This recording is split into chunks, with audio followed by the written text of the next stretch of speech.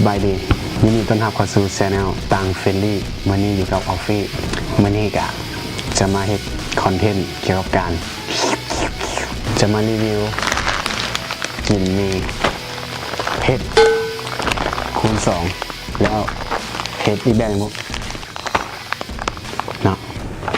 เป็นยังไงมาติดตามเบิ่งเดี๋ยวแกะก่อนนี่เผ็ดคูณ2มันเป็นมีเกาหลีมันมีเกาหลีเห็นยูทูบเบอร์หลายคนแต่ก็รีวิวกินหลายอย่างลองกินเลยอุ้ยเส้นไงเส้นไงดีโอ้โหแล้วเพื่อนก็มีเครื่องปรุงมาให้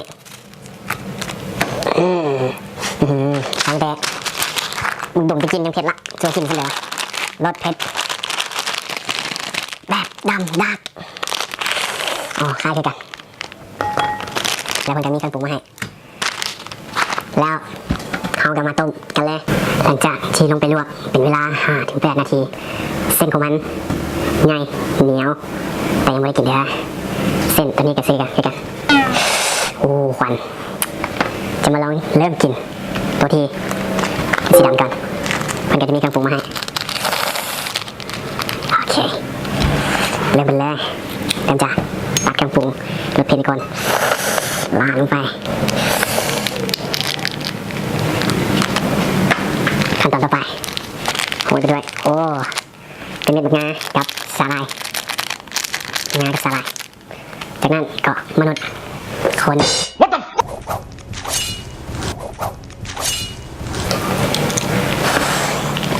หอมสาหร่ายต่อมากะได้กินอันเผ็ดความเผ็ดที่ไหลออกมาคนต่อไปก่อนให้เครื่องปรุงมันซึมเข้าไปในเส้นต่อมาเผ็ดคูณ2แล้วลาดลงไป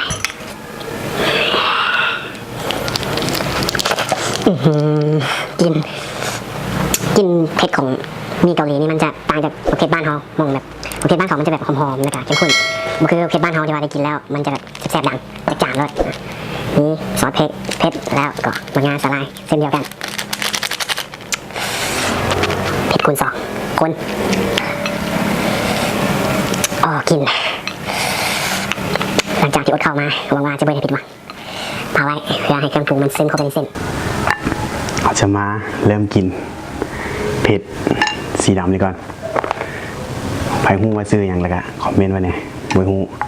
เริ่มเป็นเลยเส้นยาวใหญ่แล้วรสชาติจะเป็นยังไง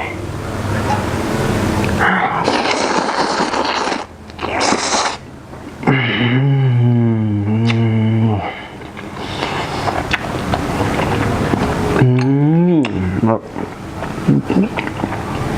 เส้นมันเหนียวนุ่มแล้วมันเผ็ดของเครื่องปรุง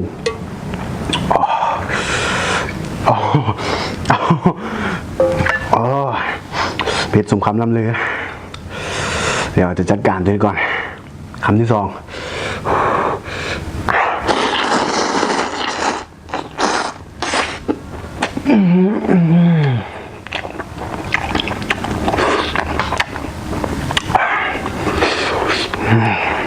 คำที่3ความเผ็ดไม่มาเลย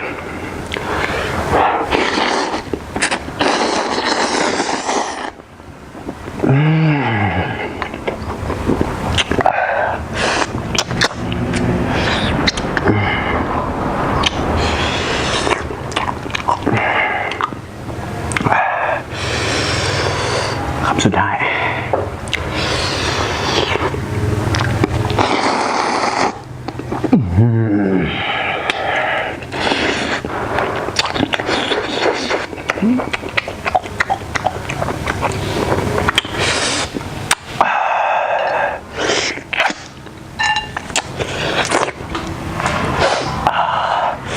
ตัวมีดผ่านไป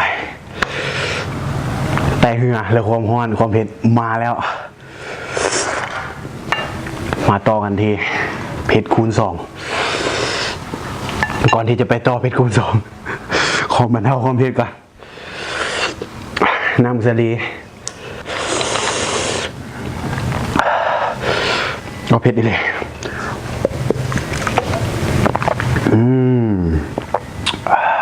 โอ้มาขายความเผ็ดได้ดี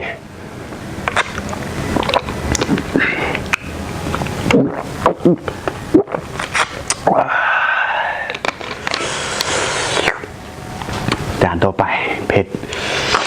คูณ2คูณทำอีกยังป่านนี้ป่านที่2จะเป็นยังไง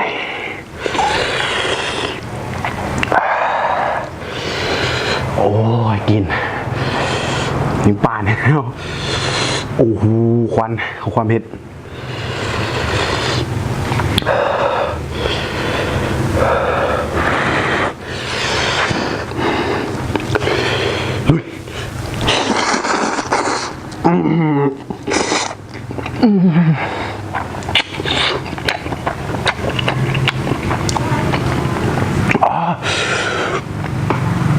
โอ้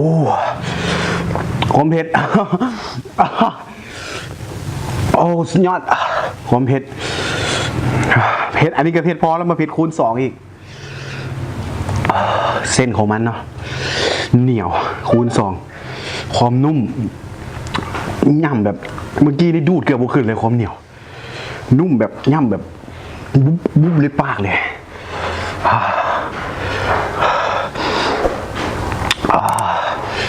สมคำล่ำลือ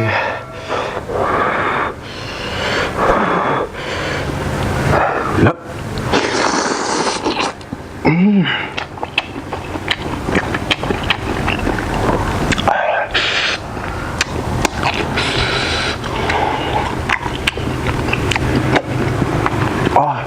เส้นมันนุ่มไหลยอดขอบใจที่เกิดมาได้เจอสิ่งนี้ขอบคุณชีวิตเอาเป็ดอิลีเดี๋ยวขอเติมมัน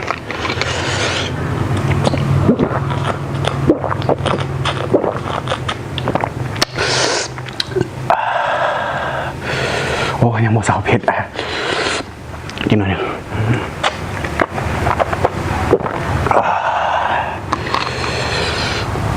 ความเผ็ด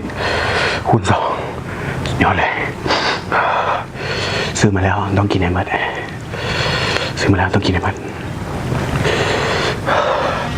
โอ้ความร้อนและความเผ็ดยังทำใหม่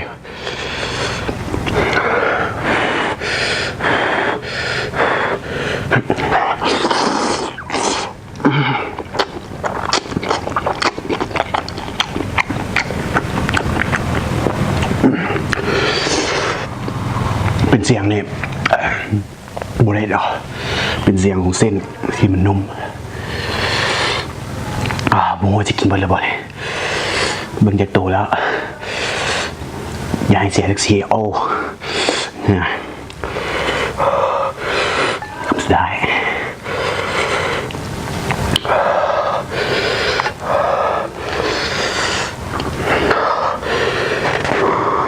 โอ้ฮอนยังทางเลย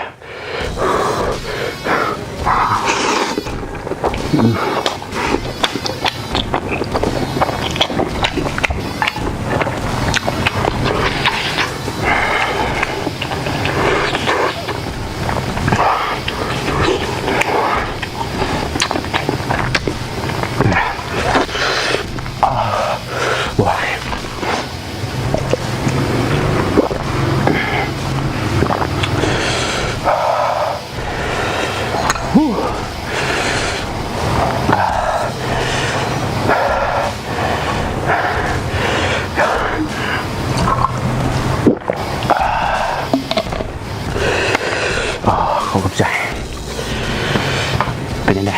สำหรับการรีวิวกินมีเกาหลีเผ็ดแบบนี้แต่เผ็ดคูณ2เป็นยังไงจะคอมเมนต์ไว้ได้อย่าลืมกดไลค์กดแชร์หรือคอมเมนต์ไว้กดโพสต์ก็ได้เพื่อจะเป็นกำลังใจในการให้คลิปต่อไปขอบใจ